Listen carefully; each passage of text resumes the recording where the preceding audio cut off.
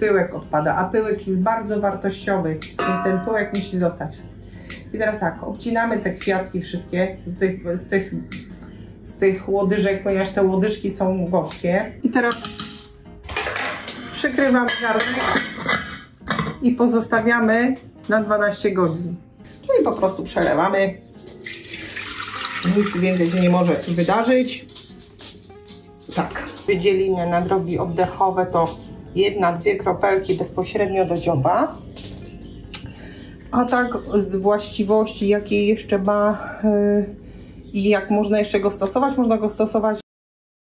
Witam serdecznie koleżanki, kolegów, hodowców gołębi pocztowych.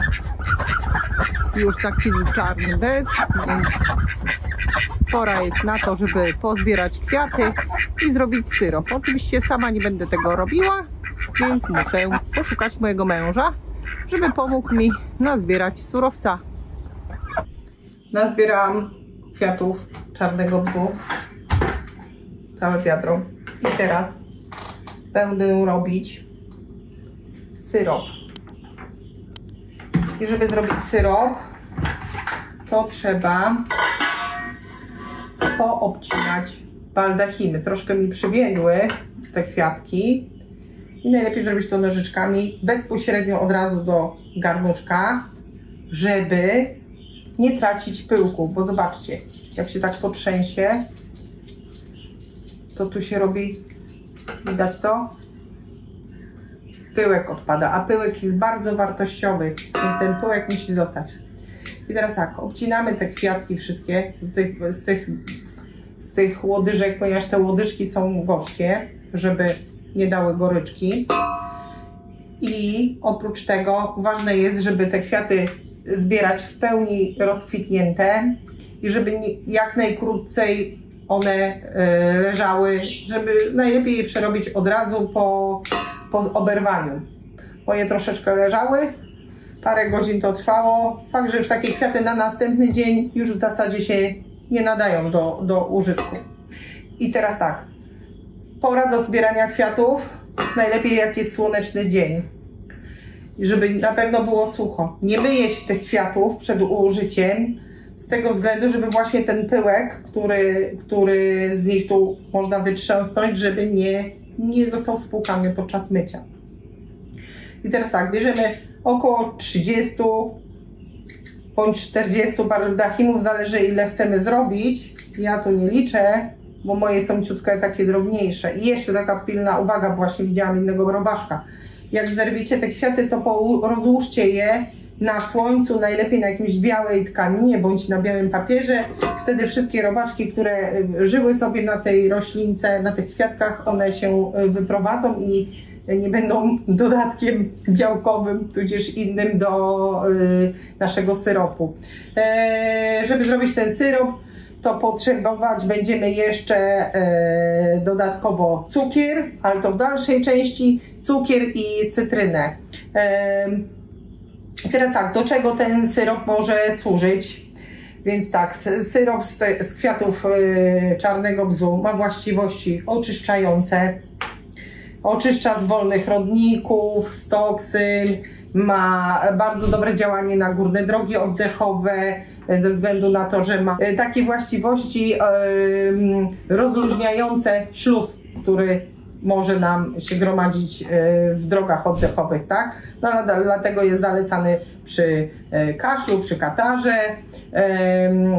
Ma też bardzo dużo witamin z grupy B, witaminę C, co w sposób naturalny nam pomaga na odporność układu. Ale o tych wszystkich właściwościach opowiem w dalszej części. I teraz tak, teraz kwiatki zalewamy, tą ilość kwiatów, co tutaj mam, zaleję, mam 1,5 litra wrzątku.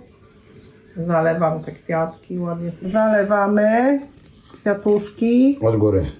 Tak, porządkiem. Postaram się tak. Ok. I teraz tak, wszystkie te kwiatki tu utopimy, żeby na pewno dobrze się poczuły. Już zmieniły nawet niektóre kolor. I teraz przykrywam garnek i pozostawiamy na 12 godzin. I po 12 godzinach będziemy robić dalej syrop. Po 12 godzinach zlewamy wywar. Zlewamy wywar do drugiego garnka, durszlak, szmatka, żeby nam kwiatki drobne nie przeleciały. Szykujemy sobie tak i przecedzamy. No i po prostu przelewamy. Nic więcej się nie może wydarzyć. Tak. Teraz oczywiście dla mojej skrupulatności jeszcze sobie wyrzymamy to, co jest w środku. Bo widzicie, jeszcze dużo płynu pozostało. Więc to tak ładnie sobie wyrzymamy.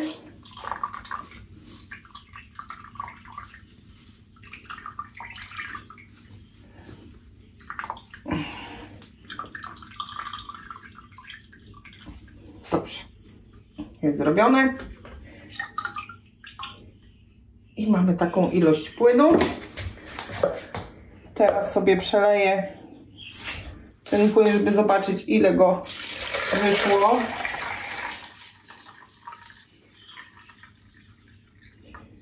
To będzie jakieś 1,3 l. 1,3 l płynu. Palamy gaźnik, bo będziemy teraz robić syrop, czyli musimy dodać cukier. Ja tutaj mam 3/4 kg cukru. W zasadzie to syrop się robi 1 do 1, ale z tego względu, że aż tak za cukrem nie przepadamy, robimy troszkę mniejszą ilość. Oczywiście i to będziemy grzać i gotować, aż do rozpuszczenia, nie za długo gotować, tylko do rozpuszczenia tego cukru. Syrop się już zaczął gotować, więc przygotowałam wcześniej sok z 2 cytryn na wyciskarce. I teraz go dodamy do tego syropu.